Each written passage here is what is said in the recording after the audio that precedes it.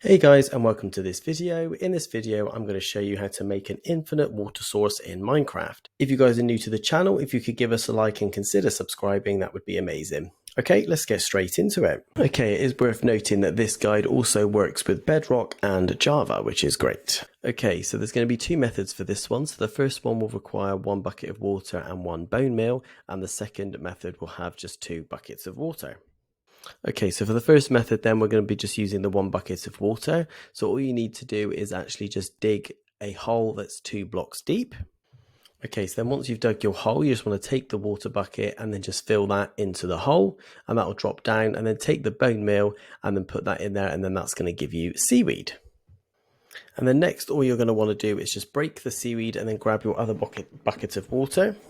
Grab the water from the bottom of the block. As you can see, we've left the source block in the original bottom of the water of the well. So we've got a source block in there with some water. And then what we're going to do is actually dig around it and then place the water bucket on the opposite side. And there you have it. You've then made an infinite water source. For the second method, all you need to do is just dig out 2 by 2 blocks. And then you just need to place 1 bucket of water on one side and the other side the other bucket of water. And there you have it. You have an infinite water source. And that's really much it. I really hope you found this video useful. If you could give us a like and subscribe, we would really appreciate it. And I'll catch you guys in the next one.